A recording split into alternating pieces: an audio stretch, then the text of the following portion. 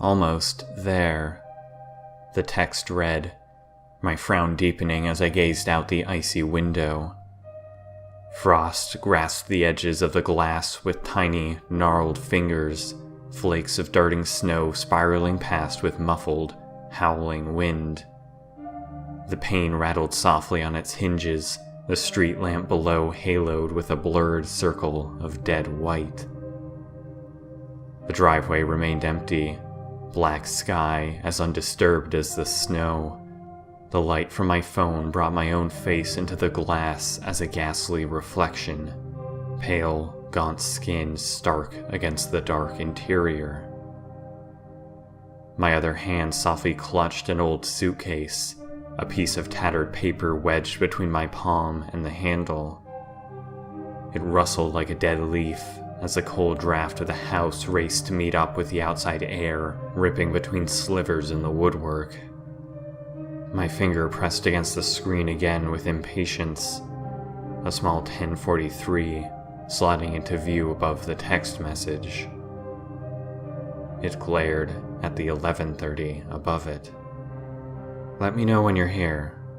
I thumbed at the keyboard with haphazard movements, eyes never growing accustomed to the brightness. A shiver shook my limbs out of alignment as the message sent, my head bowing as I slumped away from the window. The house groaned with decay as a wooden chair sunk beneath me and my head rested in my hands on a rickety desk skewed off the wall. The creaky hinges of the window rattled to my left, the endless house yawning with abyssal, unrelenting silence to my right. My thumb played absent-mindedly with the light switch of a long-since-dead lamp. The bulb only seemed to decay more with each harsh click, the settled dust inside gray and motionless. The pictures around me were bathed in the house's unending darkness, muted frames and tarnished glass rotting away like the flesh of something once alive. The pictures within could not be seen, but my mind, unprompted and unwelcome, filled in the gaps with blurry memories. Their faces smiled out with cold, lifeless facades. Maybe they looked happy once. Maybe their smiles weren't so cruel, so forced and misplaced long ago. But here, in this house, they couldn't be believed. My own face was among them, I remembered vaguely. Perhaps it was in the crooked frame on the far end of the room, or maybe the black embellished one long since having fallen face down into the grime and dust. What did I look like back then? I wondered. Did I want to leave myself to rot in this house too? Were any of these pictures to be salvaged, even if it meant looking at them again? The window rattled with a frightening gust of icy knocks, frosted fingers rapping at the glass. My phone shuddered to life like a massive insect crawling across the desk, black, beady shell hiding countless scuttling legs beneath. I flinched slightly at being pulled out of my trance, my hand rushing to flip the bug upside down. Here, the message said, a single period at the end of a single word. I again swept up the briefcase, fumbling with a note as it slipped from my rusty grasp. The jagged, flimsy slice of skin-like paper was yanked away by the foul hands of musty air, weaving across the splintered wood of the floor. My footsteps thudded to wake the gruesome silence beneath me as I clambered after it. Finally, as I could feel the palpable sensation of darkness reaching forwards to squeeze the disruptive sounds from my yellowed bones. My fingers felt the coarse paper between them, my hand quickly balling into a fist. The footsteps stopped. The rustling stopped. The darkness left trails of ice down my back as its hands fell away with deliberate slowness, fingernails straying inches from my hair as they retreated. I took several deep breaths, turning to face the ink with a naively large sigh and hoisting the briefcase further upwards. I again ruffled the paper between my hand and the handle as I reached out and grasped my phone. The shambling space around me didn't hold its breath as I walked down the ghastly stairs of twisted rot and bowing wood. It simply had no breath to give. Everything around me reeked of death, the eyes watching me not able to swivel in their emaciated sockets.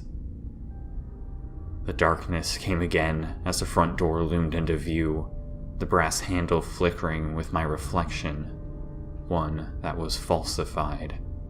Only I twitched within the confines of the copper-colored sphere, only empty house stretching out behind me. The reflection could not show the foulness watching me, wouldn't reveal the hands and battered, blackened limbs curling after me down the staircase. My hand lost its heat to the knob as soon as the harsh metal sensed my life. My wrist swiveled with great effort to pry the carcass from death long enough to twist it with a metallic shriek. The door rumbled a deep, foul scream as it cracked open, the cold air of outside barraging through the barrier as if it had been the one to break it down. My hair billowed up past my eyes as snow lacerated my skin, the outside air hopelessly dark for all the white ice sprinkled throughout. My boots crunched against snow, my fingers curling against my palms as if to burrow through the skin, feast on the warmth within. My eyes dulled with the air, lids flinching into slits as an empty driveway greeted me. The snow sprawled out before me, as if replacing the earth rather than covering it. Nothing had yet disturbed its accumulation, the dark surface hauntingly smooth. I continued staring into the night just beyond the yellowed lampposts now towering above me. I felt the minutes slip by, the snow rising up softly around me as I waited, biding its time to consume me. Slowly, the idea in my head began to lose its traction, doubt sliding my hand from my pocket to look at my phone again. Sure, he had said he was here, and sure, that probably meant he sent that early so I would be outside by the time the statement was true. But how long ago had he sent it now? The bright screen was duller than I once remembered, perhaps because I was outside by the lonely streetlight now, perhaps because I hadn't been staring into the dark of the house prior to opening it, or perhaps because it was missing something. Let me know when you're here. My message was the last of this string, the scroll bar protesting as I attempted to pull down past it. There was no here. There had been no response. My fingers clacked at the cold glass screen, my brow furrowing as I checked for deleted messages. The street lamp continued to wane above me, snow sticking to its glowing glass like flies atop a mounted head, the rays of light growing weaker and weaker. My breath slithered in the air in front of me, my hand dropping the phone to my side in momentary acceptance, before I again brought it up and tried again to locate the message. There was no evidence, nothing to suggest I had ever received it. You here? I typed rapidly, sending the bubble only to immediately follow up with, Did you say you were here? How much longer are you going to be? My numb fingers struggled several times with the send icon before the message jittered into the string.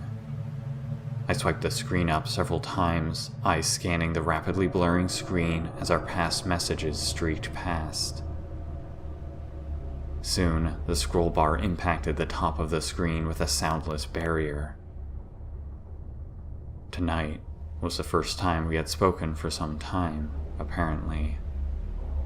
Not that I was surprised by this. Hey, I'm at the house. My message had read, "I know I didn't say I was coming or that I was going to be in Arkansas at all. But, well, there you go." My eyes flicked back up into the night. No headlights dotted the driveway. No headlights appeared anywhere in sight. I just showed up to collect some of my stuff. I didn't want to talk to anyone. My message continued. "You brought your own car." His reply, I remembered, had cut off my next message. "You didn't know about the storm." "No four-wheel drive." I had typed back, again unsurprised by his immediate understanding of the situation. "I wanted to call AAA, but I don't know, man. God damn it. I figured this must have been fate at this point. Are you doing anything tonight?" "I'll pick you up." His reply had read, "I'm happy you finally came." "I'm not." I had typed back immediately, only to follow it up with, "But I don't know. We can't not talk about it forever. Maybe it's time I saw you after all." "Just collected your stuff from the will," his reply had asked plainly. "Could you find it all? Do you really remember the house that well?" "It's different than I remember," I had typed. "Things were shifted around, broken. Fuck. This place went to shit. But I found everything eventually. Everything but Mom's clock. You know, the weird one." "Really?" His text read back, "Yeah, I remember that. It wasn't on the mantle? Maybe I can help you look when I get there. I'm leaving for you now, by the way." "No, I just want to get out of here," my reply had stated. "I don't care about the clock. Please just hurry up. I feel sick here." "Hey, it's alright," his bubble said as I continued scrolling down. "Things kinda fell apart for them in there. That's why we tried to invite you out next weekend. I'll be there in 10. I only feel bad for Lily." I had typed. "Did you know she had gone back to live with them? College turned out to be tough for her." He had typed back, "I don't know, bro. I guess it hadn't been the right fit. She couldn't keep up with paying for it or even attending, is what I heard. The way she said it, they offered to let her move back in. I just wish I had known." I shivered in present time as I read the message, eyes again flicking back to the house, grimy windows obscuring even more disgusting blackness behind. Why didn't she ask me? I continued reading my message, remembering the feverish way I had typed it. "Clyde, did she ever ask you or talk to you about it?" "Not once." His reply had been brief. "Damn it!" I had followed up. "Why would she do that? Why would she move back in with them? We all left for a reason. I can't believe if she had just said something." "Listen, we'll talk about it when I get there." His reply had been meant to calm me down. "Sis was smart. We don't know what might have happened. From being in there, I think it's pretty fucking clear." I remember his reply had just set me off more. They only got worse. What kind of adults let their house just fall apart like that? Clyde, you know they recommended putting them in a nursing home for good. "And none of us could afford that," Clyde had responded. "Their time was up and the doctors voted them to be cleared, that's it. They were better, John. You're going to kill yourself thinking like this. It was Lily's choice to live with them. You know she struggled with depression before. What happened wasn't because of Mom and Dad." I had been too angry at this point to type back, I remember. Wind slithered through my now shaking fingers, the numbing cold speckling the glass with frost. My heart pumped sluggish blood through my veins almost too slowly to keep up with the driving ice. I again scanned the horizon with my eyes. The bleak, gray storm carried past me without a light in sight. Inky darkness filled the void snow didn't dare touch. Behind me, the house groaned with its teetering structure. Crooked windows bent down as if to look at me. Wood peeled apart like ribs, flesh scabbing off in the form of red, rusted paint. My eyes wandered back to my phone as I clenched my hands together and breathed into them with my hot breath. The scroll bar sat faintly illuminated, the end of the conversation still far below it. I thumbed down again, watching his next reply immediately follow after his last. "But did you find them?" he had typed, ending this with a period rather than a question mark. My eyes narrowed slightly, thumb hesitating as I read this again. "Find what?" I had replied. My lips creased as I scrolled back up a bit, and then back down to this. I didn't remember this part. In the house. Clyde's reply was below it. They didn't move them. Move what? What are you talking about? My message had responded. I shook my head, glancing up again for a brief period from the device in some haphazard attempt to clear my head. My reply certainly made sense. I didn't know what he was talking about, but I also didn't remember him asking that.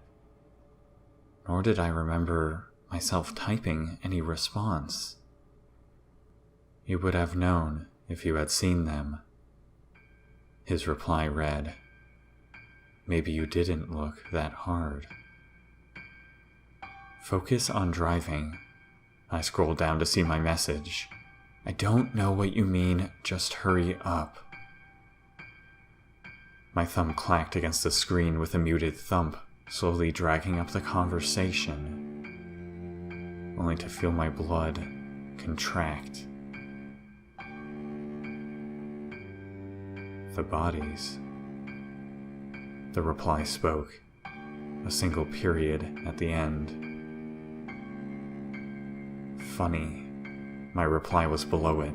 "You fucking ass.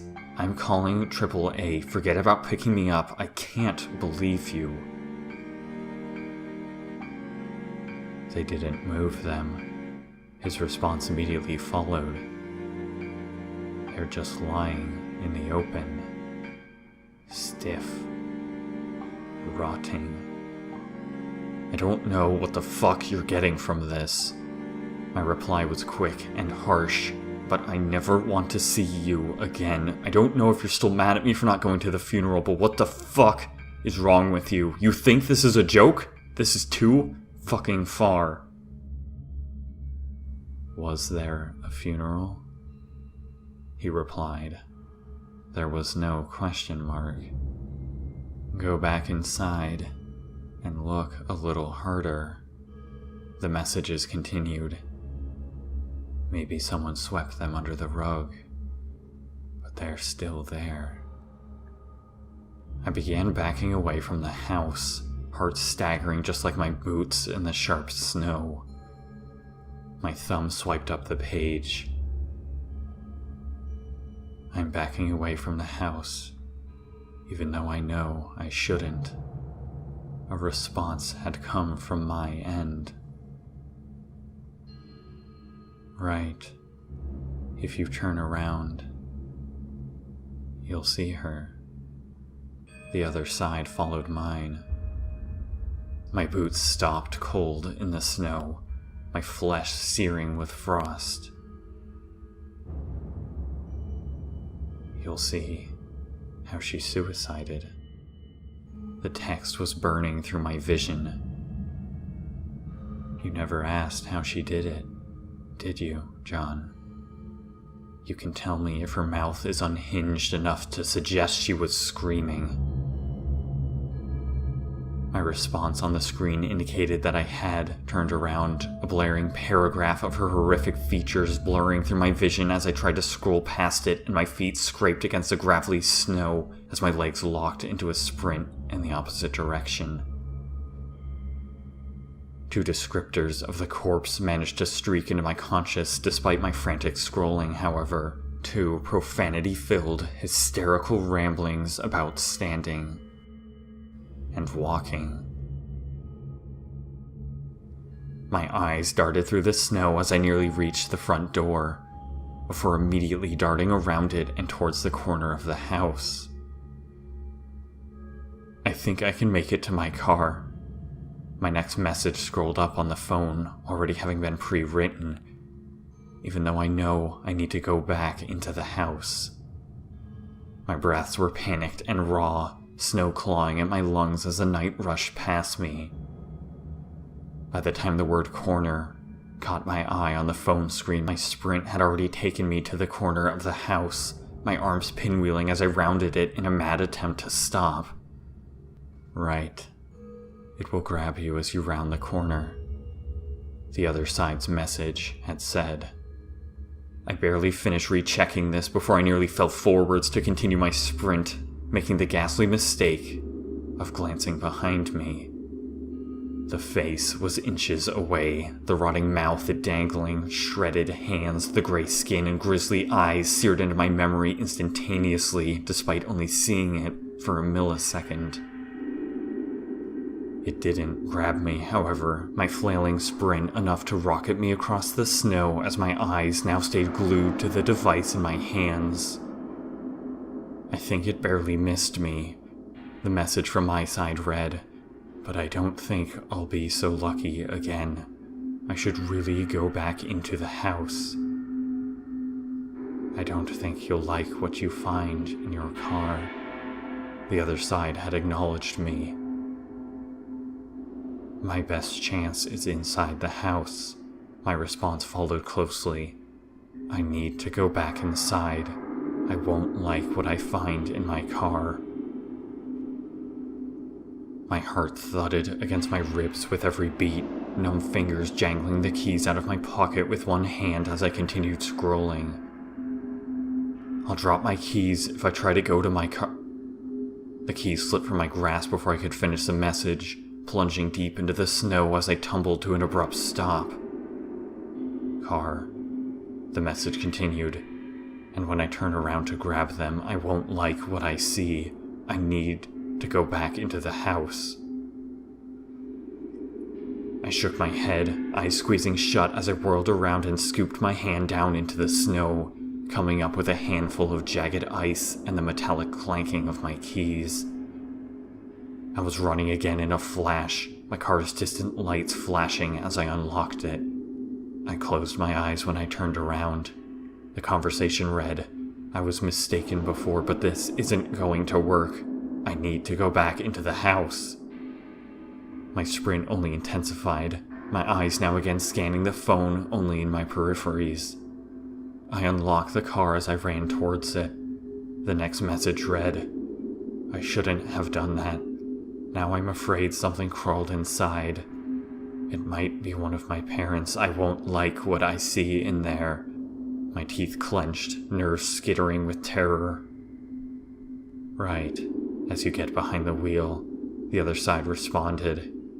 "You will die. You really should turn around." "This is my last chance to turn around," my side spoke. "I need to take it. When I sit behind the wheel, my father's corpse is going to grab me. It's going to force its rotten fingers through the cartilage around my eyes and tear them out. It's going to peel away my skin into..." I dropped the phone into my pocket, shaking my head and making up my mind. Certain things were true, but other aspects of this conversation were made up. My breath curled out behind me, the car looming into closer view. Something large, appeared to be hunched in the back seat, though it was too dark to tell. Had I left something back there? My eyes burned with pain as I continued sprinting forwards, stomach growing sicker and sicker as I approached. I would just have to trust that it was lying about this too, just a scare tactic to get me away from my car and back into the house. I had to trust that this one was a lie. I tried to gaze closer into the back seat as it blurred towards me, but I couldn't make out anything more. The sound of footsteps just behind me enough to convince me I wouldn't have time to check before jumping in. My heart again pulsated, a realization striking me. The messages, everything was pre-scripted out if I could just jump ahead enough. My thumb stabbed against the screen to scroll furiously, finally stopping the bar a ways down to see a paragraph from myself. I can feel the flesh peel from my face as the fingernails burrow into my skin. I want to die, I want to die, I want to die. The phrase seemed to repeat infinitely after that, my skin sweating bullets as I scrolled back up furiously to see what led up to that, only seeing the phrase when it was too late to make a choice anyway. I decided to go for the car after all. The message read, I should have gone back to the house.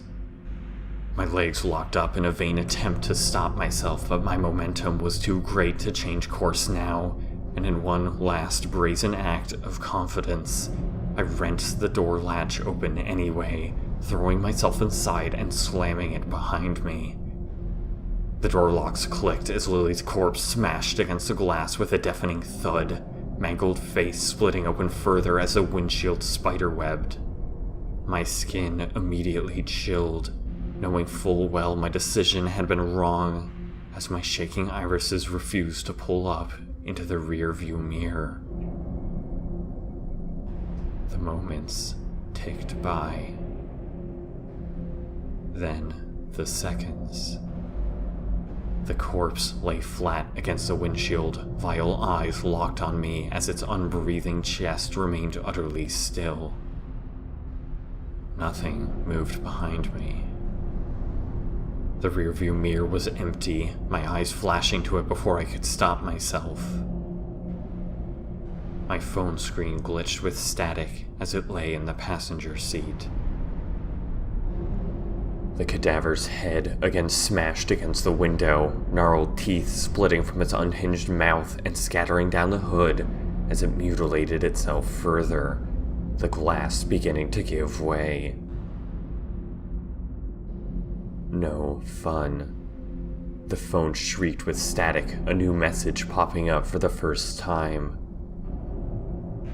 The car started up with great difficulty in the cold air, the engine finally roaring to life. Lily's corpse began slicing through flesh on its way to dig chunks out of the windshield. Come inside with us. The phone screen again lit up as a new message came in. Don't you see, this has all been for you. Snow fell against the car windshield, several flakes beginning to find their way inside as flesh-stripped fingers gnarled their way into my view. I pressed back against my seat as I twitched closer and closer, my foot easing on the gas, certain that any minute I would lose traction on the ice and be stuck forever. 3 family members are found dead in the same house.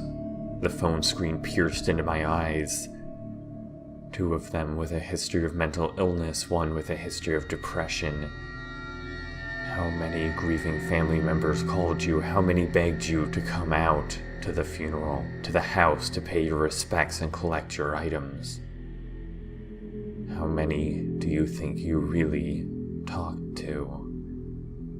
The phone glitched, countless texts flooding in from every contact, countless voice messages spilling into my inbox from friends and family.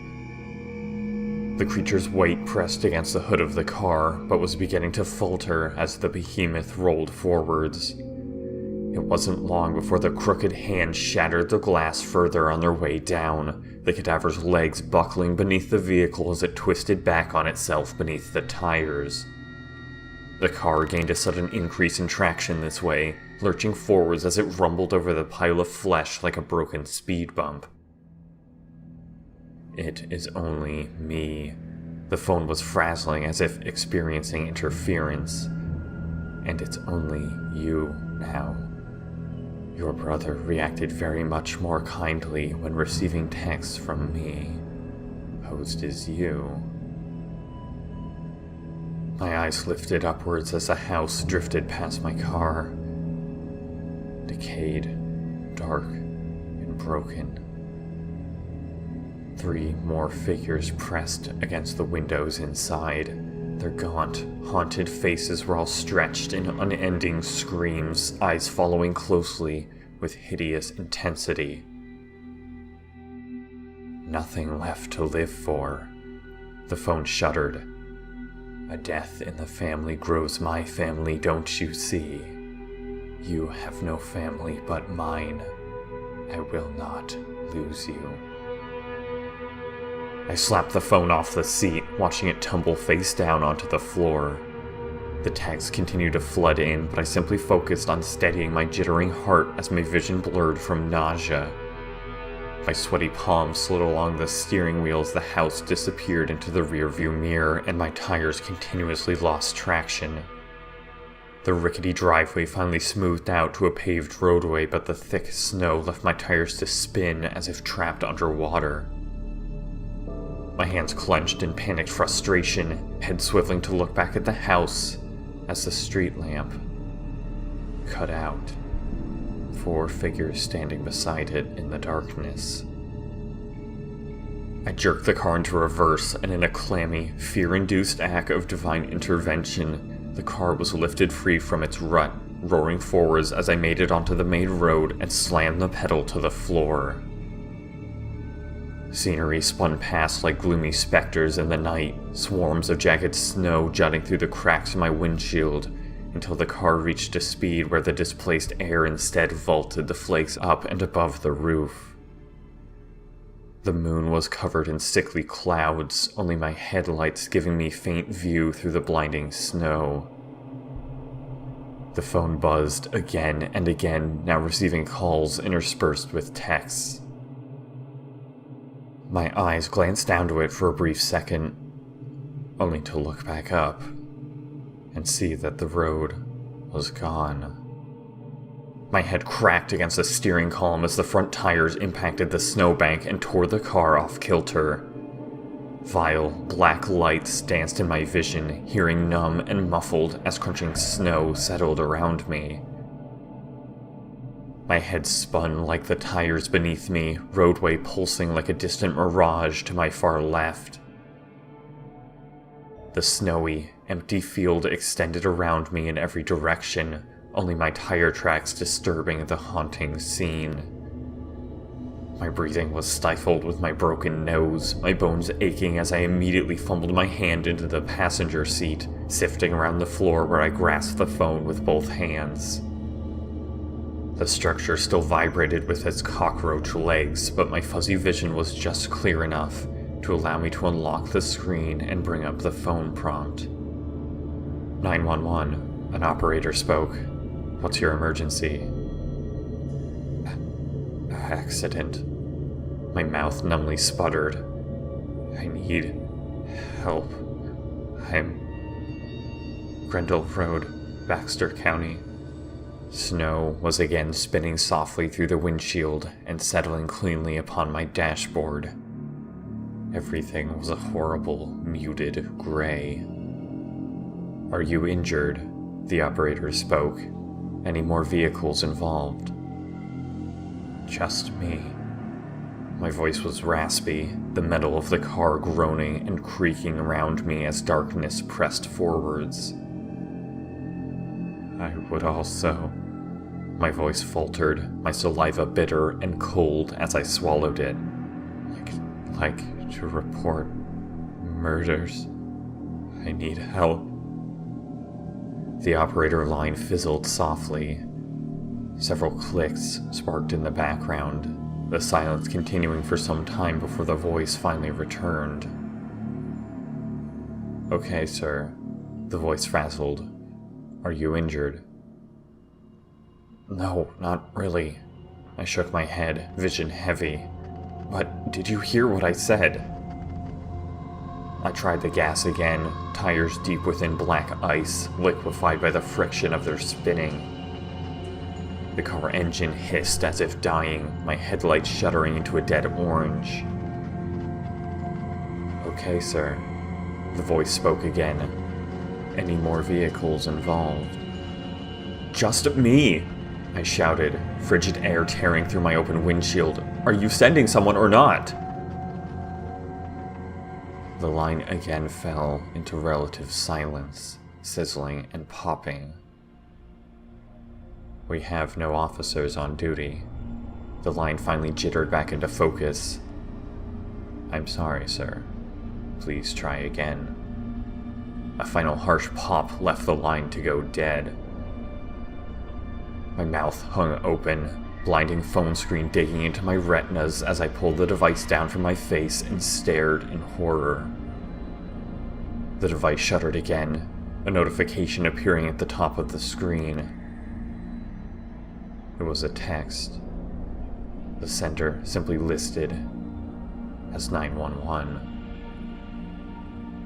Sending someone else now, it read. Please remain in your vehicle. My chest constricted. Almost there. The next text quickly followed. A single period at the end.